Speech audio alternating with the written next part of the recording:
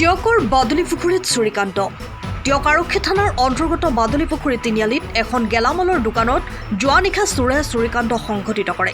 জানিব পৰা মতে ব্যৱসায়ী নৰেশ শইকীয়াই আজি দোকান খুলিবলৈ আহি দেখে যে চোৰে পিছফালৰ দোকানৰ দৰ্জা ভাঙি কিছু খাদ্য সামগ্ৰীৰ লগতে কেছ বক্সৰ পৰা নগদ ধনসহ এটা গেছৰ চিলিণ্ডাৰ লৈ যোৱাৰ উপৰিও বস্তু বাহনি সিঁচৰিত কৰি থৈ যায়।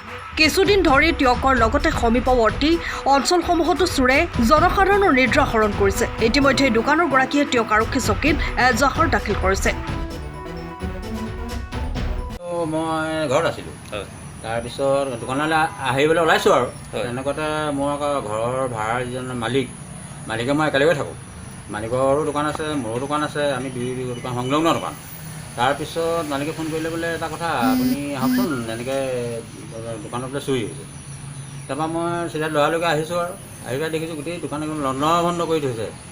তাৰে ভিতৰত মোৰ পইচা মানে পইচা বিশেষ নাই, তাৰ পইচা কিন্তু ইদেও প্ৰায় হিচাপটো নাই আৰু 10 টকীয়া 20 টকীয়া, তাৰপৰা 5 টকীয়া 10 টকীয়া মানে কেছ পইচা নিছে। কেছ পইচা কিমান নিছে? 3-4 হাজাৰ টকা নিছে। তাৰমানে খাদ্য সামগ্ৰী কিমান নিলে বুলি আপোনাৰ? খাদ্য সামগ্ৰীটো এতিয়ালৈকে মানে বিশেষ নিয়া নাই যদিও তেওঁ তাৰ ভিতৰতে মই চাব লাগিব। এতিয়া গোটেইখন খেলি মেলি হৈ আছে, তাৰমানে সিঁচৰিত কৰি থৈ গৈছে। আৰু এটা গেছ চিলিণ্ডাৰ আছিলে বোলে খালী, হয়। সেই গেছ চিলিণ্ডাৰটো নিছে। ইতিমধ্যে মানে আমাৰ এতিয়া এই মোৰ ঘৰৰ মালিক মানে এজাহাৰ দিবলৈ গৈছে। তেখেতসকলে কেনেকৈ কি হেৰি কৰে, আৰু এইটো বৰ ডাঙৰ যে আমাৰ হাততে বাদুলিপুখুৰীৰ বিষয়ে এইবিলাক কাণ্ড হৈয়ে থাকে।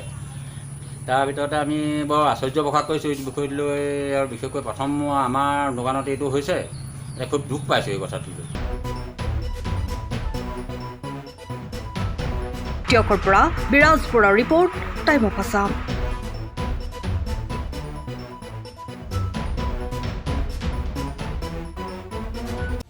সময়ৰ খবৰ সময়ত পাবলৈ ফ'ল' কৰক টাইম অফ আছাম।